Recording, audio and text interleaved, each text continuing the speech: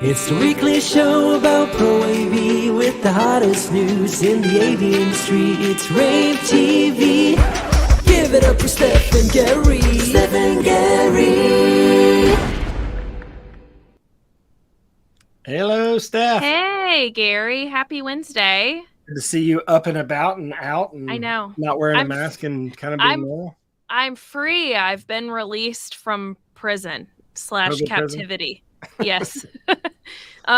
Today is like the 14th day. So I have done my quarantine. I've done my time. And now I'm allowed to freely enter society once more.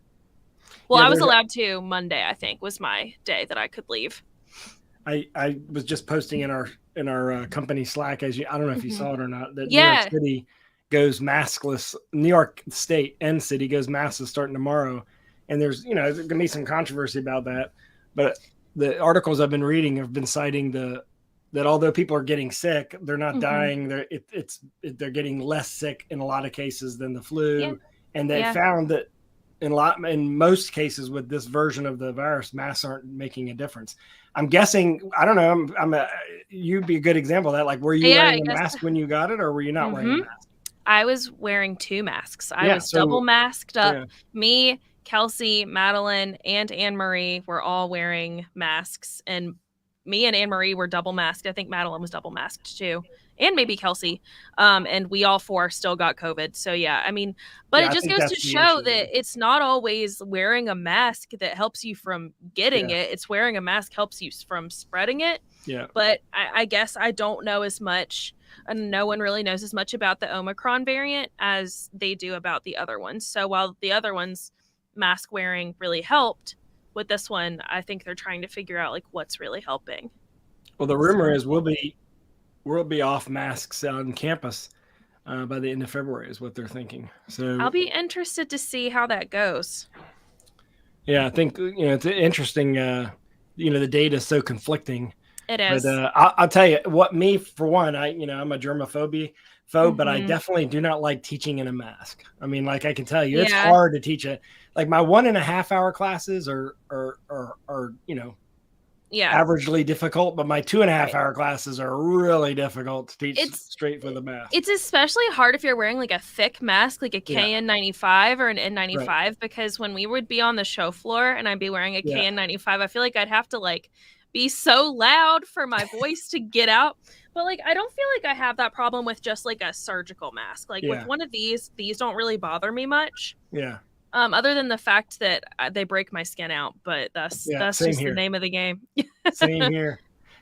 But so we got a lot going on, man. We got I guess in a way we kind of got lucky with launch week 5 because in case you don't know. By the way, you're watching rAVe TV, which comes on every Wednesday at noon Eastern on ravepubs.com, Facebook, LinkedIn, Twitter. And thanks to the awesome editing of Madeline and production of Madeline, we come to you live every week, regardless of how messy our office might be. That's a behind the scenes story. But we have launch week 5 coming up, and we planned it, and we specifically made sure it was in between DSE and ISE to make sure that we didn't compete with any of the shows. And then both shows disappeared. Now we're having the only event of the spring. So now neither of those are happening between, February and March. They're happening later this year, of course. But so now it's really nice because I think a lot of manufacturers have wanted to be a part of it because they're like, well, I was planning on launching a product at ISE, or I was planning on doing this at DSE, but I guess that I can't do that now. So I'd love to be a part of launch week 5. So it's been great that we've kind of been able to kind of, carry the industry a little bit through this kind of rocky spring. The manufacturers are excited because they're going to get, like, I can tell you that Sony, Samsung, as 2 examples, are going to use launch week 5 to launch products that they would have launched at shows. That's cool. And so that's going to be really cool. Possibly Barco, possibly a couple other companies we're talking to that want to use it. Logitech as launching grounds. So we're excited about the fact that they're going to have an outlet to do that. And by the way, if you want to register, just go to launch.com, lavnch.com. We did drop a direct link into the LinkedIn. wherever you're watching us. You can see that directly. Twitter. So, but yeah, all you have to do is go to launch.com and you make an account. And as soon as you make an account, you're able to register for any of the upcoming events. Launch week 5 will be March 1st through March 3rd, starting at 11 a.m. Eastern. And we're excited about it. We're doing it kind of like we did all our past other launch weeks, where each day kind of is around a different vertical. So we're having UCC, digital signage, and Pro AV days. So we hope to see you there for all 3. They're going to be great. It is. It's going to be a lot of fun. I turned off my notifications and I just heard a bong from my computer. That's weird. I don't understand that. Why am I still getting bongs? Or probably not a good word. Why am Maybe bings. Gary, I can't answer that question for you. Okay, on to the next story. Hey, Steph, did you happen to read my Kay's Crystal Ball 2022? I read it every year when I edit it. So yes, you're forced to read it. Yes, I read it and I read it well. So yes, but it's a really good one this year. Have you gotten any feedback from it yet? Because for those of you who do not know what Kay's Crystal Ball is, it is where Gary makes a lot of predictions about what will happen over the next year, what products will be big, what areas of the industry we should look out for. But he also goes over his predictions from the past year and like goes through what he got right and what he got wrong. I feel like you did pretty good this year. There were a few ones that you got wrong. Yeah, there definitely were. I'm excited about this year's article because I'm excited because I featured I don't know how many people pay attention to this, but I featured 22 companies since it was 2022 that most people don't know who they are. And they're up and coming companies out there that people should be aware of. There's a company called Allo, for example, ALLEO. Yes, I included the story. We're going to talk more about them in a few minutes, but I'm excited. I didn't realize that. We'll go back to them. How about Imagini? They have a product called the Cam 300 that I really like. The X2O Media, they used to be owned by Barco, but now they're owned by Stratacache. They have a HyFlex classroom system that is better than anyone's. Leon Speakers, one of your favorite companies, Steph, has moved into the commercial AV market. Everyone should be a dealer for Netgear, but they're not. There's a company called Pathway Innovations, terrible name for a company, but great product, e-glass. It's what they make that has more of a name than the company. So this is the company that's behind HoverCam and the company that's behind eGlass. So even if you haven't heard of the company, you probably heard of what they make. Exactly. And then it's just their branding's a little weird. Yeah, I think so. And then Vestal, I think they're the best kept secret in the collaboration board market. DisplayNote has a product that I've been using teaching my class this semester called Broadcast, which allows me to send all my slides and videos to the laptops, tablets, and phones of the students sitting in the class. So while they're sitting in the class, I can send my presentation to them, and that way they can screenshot it, whatever they want. Almost like Zoom sharing, except you're getting high resolution version of it. I've been testing it out for my 137 class, the principal's advertising class, and that class has 120 students in it. So they like it because if you're sitting far away from the projector, that you can still see on your device. So I really like that. And so that I started out the crystal ball with that, and then I went into what's going to happen. The 4 technologies that you should watch. What's going to happen with esports, and I really talked a little bit about that in more detail because I was blown away by that Microsoft acquisition of Activision Blizzard, $76 billion acquisition. So I talked about esports and how that's going to change our industry in 2022. I talked about how regional shows are going to dominate the land. We're seeing that already. I mean, you already got 30 companies doing it. And like many road shows. Yes, of course. And you brought me a topic that you felt I should address about all the commercial stuff happening in the home. And so I analyzed that market. And you also suggested that I go ahead and talk about the elephant in the room, chip shortage slash supply chain issues. Of course. Tired of hearing just that. Because that's just still going to be a big thing that people are going to struggle with over the next year. I feel like that's. And I gave you some advice. I actually gave you some advice as to how to make sure you don't get caught by the supply chain shortage. I literally gave you some advice. And then you also recommended interoperability, which I really appreciate that, because I actually gave some advice there too about how you could address that, because we're not going to have interoperability in 2022. Because I hate that people market things as interoperable, but if you really look at the fine print, it'll just say, oh, works with. And it's like, okay, but if it works with it, it doesn't mean it works well. And not integrated. It's not fully integrated. Yeah, that doesn't mean that it works well, and it doesn't mean that it's going to work every time. It means that, like, maybe sometimes if you pray to the UCC God and sacrifice something, that maybe it'll work that time, but it's not going to work next time. So one product I did highlight that I thought was that should garner more attention is a product from one of our sponsors called Shure. Shure has a product called STEM Audio. They bought a company called STEM Audio. Yeah. You did reference that. And they integrated STEM into the Microflex product line, so that it seamlessly works together. All the products. And what's cool about STEM is you can actually build a system. They actually have a system configurator tool, so you can actually go to a room and measure it while you're in the room and actually outfit the room and see what the room's going to look like where you'd put microphones, where you'd put speakers, how to design it from an audio perspective. But obviously, you still got to deal with the video.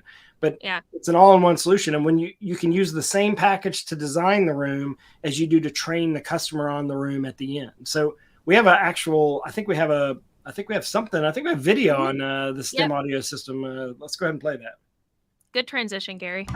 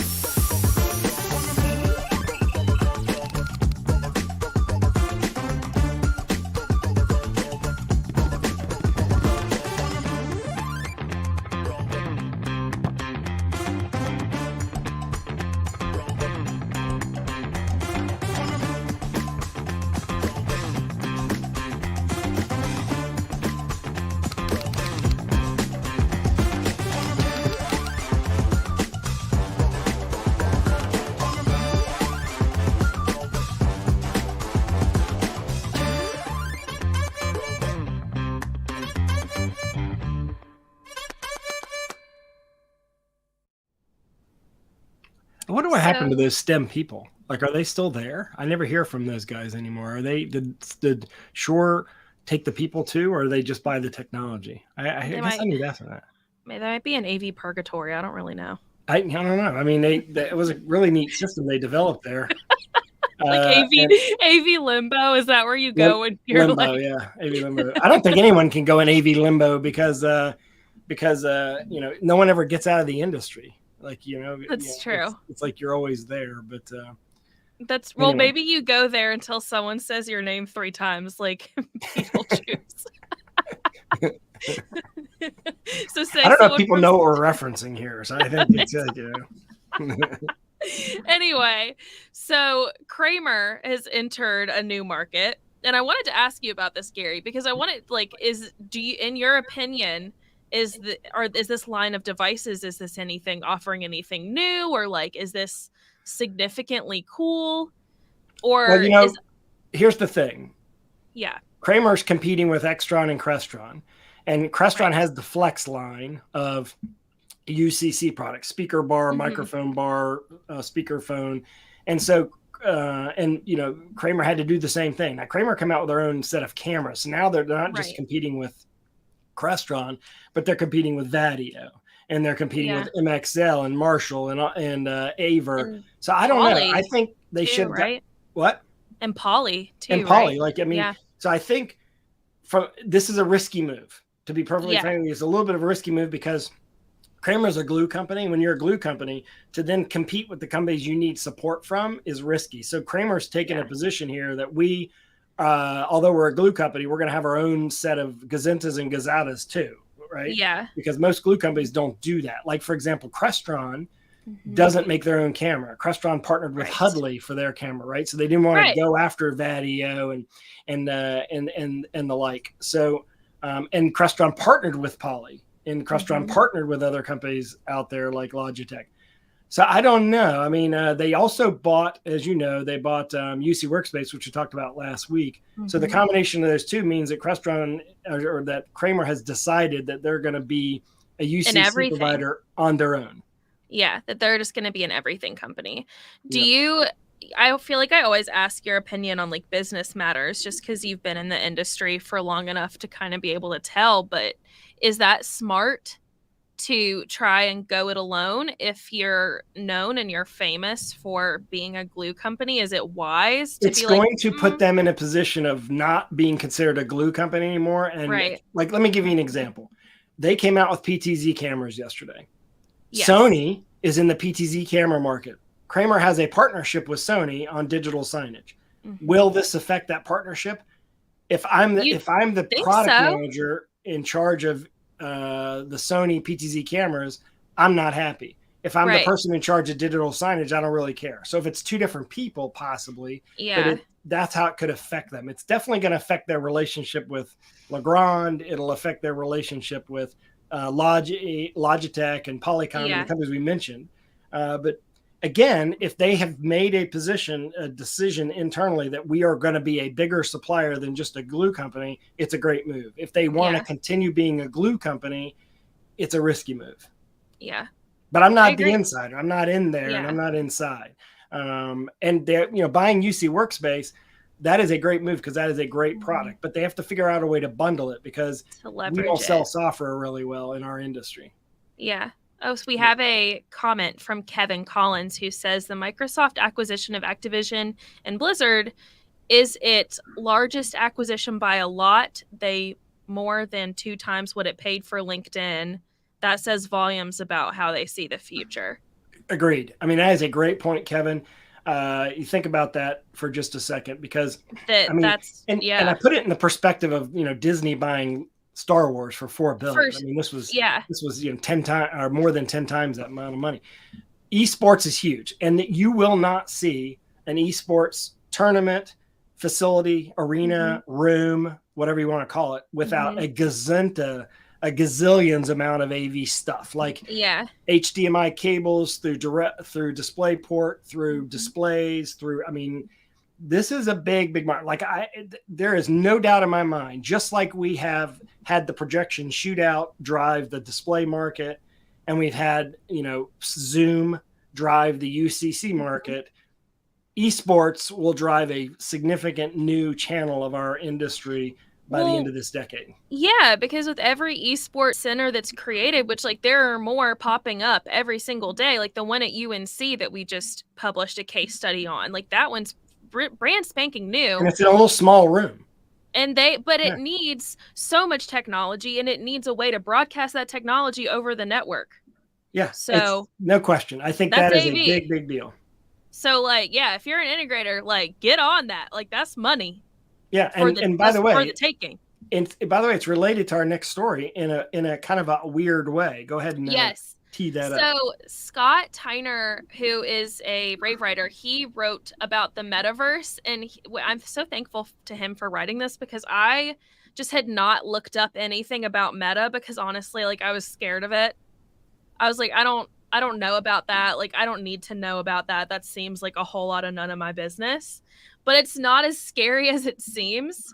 He just kind of writes about using Fortnite. So to explain the metaverse. So basically and even he mentions SimCity for those of you who are older than I am and might know a little bit more about that than you do about Fortnite. That was a great game.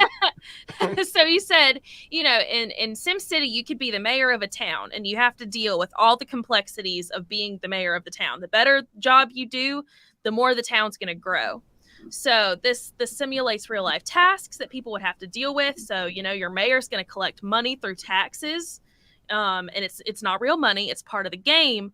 And so this is the metaverse, but in the metaverse, metaverse, you get real money and you can potentially use that money in other games, on other things, potentially even to buy things on the Internet of Things in real life. So that was how it was explained to me. And I was like, oh, I do get it. Okay, got it. It's everything as a service. Anything that could become a service in the metaverse will be a big deal. Like the metaverse will be the as a service platform. So I can see AV companies offering as a service through the metaverse so that they can expand their market potential globally. Right. And then also serve anyone no matter where they are. So I absolutely see someone like Logitech being a camera company connecting to a platform like Zoom and Teams, sending that content on the metaverse and then selling you features so that you can do training and you can do, anything. You could kind of offer anything. And I think we're barely like looking at the beginnings of this. It's sort of like finally Second Life has hit the big time, right? You've always been such a proponent of Second Life, like ever since I took your class. Well, I always felt like Second Life was underrated. Yeah, but you would talk about it. You'd be like, if only people would do this and this and this, and like you could host a class there. Was it in your class that we talked about someone getting like sued over like stealing something from someone in Second Life or something? There have been lawsuits about sexual harassment, theft. In the metaverse, everything is virtual. Yeah. So it's a little harder to figure out who owns what. Right. But this is again another part of an evolving market for people that they are like, well, this is in a different place. Well, let's look at it this way. And I know this is going to be an uncomfortable subject, but let's look at it this way. Okay. Porn has driven the AV market more than any single thing in history. Because that's not what I thought you were going to say. What's that? I said, that's not what I thought you were going to say. Well, the platforms and the standards came from the porn market. If you think about VHS becoming the worldwide standard for video distribution, movie distribution, that was because the porn market adopted VHS and didn't adopt Betamax. Same thing happened with DVD, with Blu-ray DVD versus HD DVD, which are two competing systems. Right. Metaverse, porn's going to be big.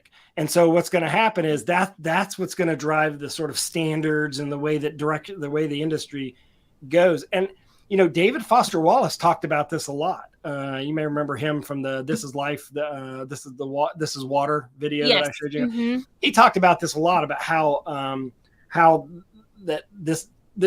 we could in the future be in a place where you live completely online and you have no reason to leave your house if you really don't want to leave your house. Now, I guess so, yeah. Is that good or bad? I mean, I don't know. Some people, they're perfectly fine just sort of living in their own world like that.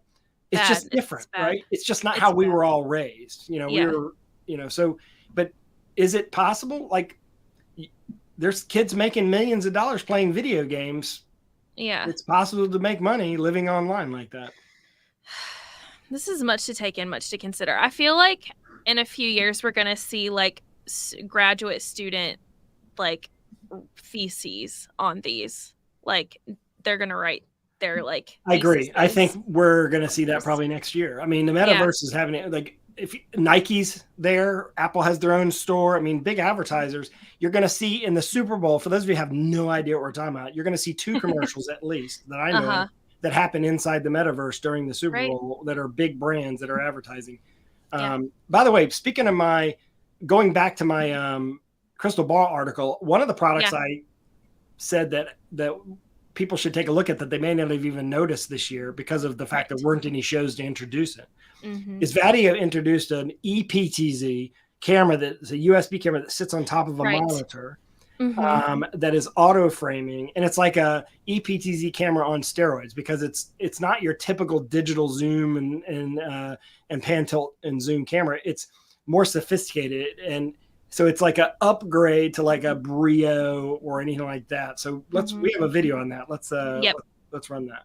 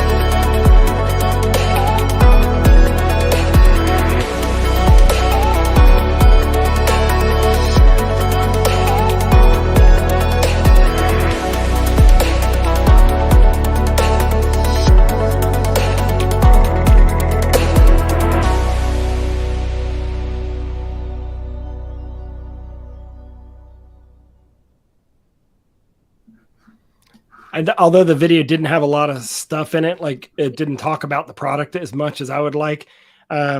It's an interesting product. It's actually technically called the Conference Shot EPTZ. And for those of you who don't know what EPTZ is, it's electronic pan tilt zoom, but it's sort of like done digitally in a camera with a high enough resolution that you're gonna, when you're zooming in or panning or tilting, you're not losing resolution on the far side, because we're not sending 4K content across a Zoom call or Teams call. So as long as we're framing things up at 720, we can zoom in and around that imager, right? Or pan around that imager or zoom in and out. We're not losing resolution. Now, if we wanted to maintain 4K resolution, we would not touch it, right? We would have a prime lens, right? So it's Vadio's been in the PTZ market for many years, so you know that they know how to build those types of cameras. So you should definitely check it out. And of course, they're a division of Legrand now. So, yeah. Yep. Agreed. Something else that you wrote about in your Case Crystal Ball article, you wrote about this company called, is it, how do you say it? Aleo? Aleo. Oh, I say Aleo. It could be, I could be saying it wrong, actually. I don't know. We should call them up. Be like, hey, how do you say this company? But Aleo. It's a virtual visual canvas collaboration platform. So, Gary, explain to me what that is. So it gives you it's kind of interesting. It gives you the ability to be inside of a Zoom call or Teams call and actually share documents while you're inside the call, on the call, without doing like screen sharing. You're actually inside the document on the call. So like imagine we were going to collaborate on my Crystal Ball article, like you did to proofread it and stuff. Mm-hmm. We could actually do that inside of the actual application. And then we could, from there, embed the videos and actually watch them inside the application. So it provides a very large digital canvas, actually unlimited resolution. Mm-hmm. So somebody who's remote and somebody who's in a room, when they're inside the digital canvas, they're the same. So it provides meeting equity in a way, in this weird way, because if you have a group of people in the room and then you have a person who's on remote, mm-hmm. everyone is on the digital canvas, they look the same. So it's an interesting thing. And where the opportunities are for integrators is to sell your clients on collaboration beyond video and audio. Because mm-hmm. what we're doing right now, this is equivalent to like a Zoom call kind of thing. Yeah, sure.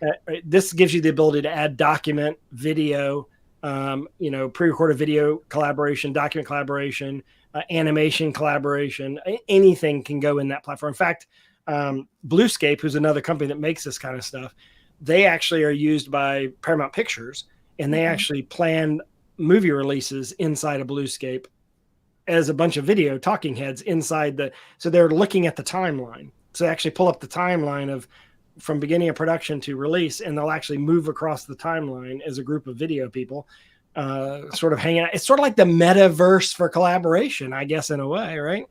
Mm-hmm. Yeah. I mean, I guess that makes sense. I guess we'll do a demo. We'll do a demo. How's that? That'd Let's be cool. do a demo, and that way you can see what it looks like in a future episode. That'd be cool. I mean, I guess that makes sense more now, how like one of I think it was like their managing partner at a research company was like, oh, it's like a Swiss Army knife collaboration tool. And I was like, what does that mean? So that makes more sense now. Yeah. I mean, it is, because with Zoom and Teams, you can only do video and audio collaboration, mm-hmm. and you can share a document. With these collaboration tools like Aleo and Bluescape, you're mm-hmm. inside of whatever it is you're sharing, and video's added to it. So it's the opposite. Yeah. Yep. Makes sense. So we're ending strong on a case study today from Marshall Electronics. So thought you would think this was cool, Gary, because they are going to be part of a space telescope launch. So that is very, very cool. Yeah, this is the replacement for the Hubble telescope. For the Hubble, yeah. Which brought us all those amazing images for something like 20 years. And this mm-hmm. is the James Webb telescope, which is, I forget it's like 200 times the resolution or something like that of what we had before. It's going to go further into space. Mm-hmm. And it's going to have two Marshall Electronics miniature HD cameras attached to it. So that's why Marshall is releasing that case study. So I think it's going to be really cool. Yeah. And of course, we'll be seeing images from that, I don't know, in 6 years, 10 years, something like that. So it's going to go way out there. Put it that way. Oh, yeah, for sure. That's so exciting, though. Yeah. I like to read and look at pictures of space, but that's all. I don't like to watch movies about space because they scare me. Other than Star Wars, I'll watch Star Wars. Have you seen? Oh, thank you. Have you seen Moonfall or heard about Moonfall? No, what's that? It's a big movie. They spent way more than $100 million to do this movie. Oh. And had I not been sitting in an IMAX theater watching it, I would have walked out on the movie 30 minutes into it. But why? It's a spectacle in IMAX. In IMAX, it's all about special effects and how amazing it looks. But it's got the dumbest storyline ever for a space movie. Good. So it's a conundrum. It's one of those things that they should be happy that theaters open back up, because the only reason why people are staying to watch the movie is because it looks so good on a big screen. Right. But if you're watching this in your living room, you'd stop watching it. I couldn't even watch Gravity on a TV screen at home because it gave me like the parts that were first person perspective where it was Sandra Bullock, where she got flipped around. And so it's just like this. Yeah. I felt sick to my stomach and I had to turn it off. And if you were in an IMAX theater seeing that, you probably would have thrown up. Panic attack. Yeah, I would have thrown up. You probably would have thrown up. Oh yeah, I have to. I don't know. I need to take a beat after those. Like, I don't know. That's a lot to take in, a lot to consider. Like, the vastness of space is so horrifying. I would never be an astronaut. Hey, by the way, since people are asking, we are using the Shure MV7 microphones. And by the way, Steph's is the same microphone. Why does it look different? Yeah. Because they can custom match the color that you want. So Steph has rAVe purple. Yep. So all you have to do is go to colorware.com. That's COLORWARE.com. And all you have to do is go in and they show you everything that they can do from the Shure different lines that they can customize in different Pantone colors for you. So it's very cool. Yep. Well, it's good talking to you. I haven't seen you in person in a long time, but we're going to have to get together one of these days. You're in the office. I'm still at home. You're still at home. Yeah, but it's a party in the office today. A bunch of us are here. So. Yeah, and I need to come in because they're bugging me about fixing up my office because we just moved. But I'll get that done. I definitely will. Sounds good. All right. Well, this has been another episode of rAVe TV. We will see you next Wednesday at noon Eastern. Thank you. Bye. It's the weekly show about Pro AV with the hottest news in the AV industry. It's rAVe TV. Give it up for Steph and Gary. Steph and Gary.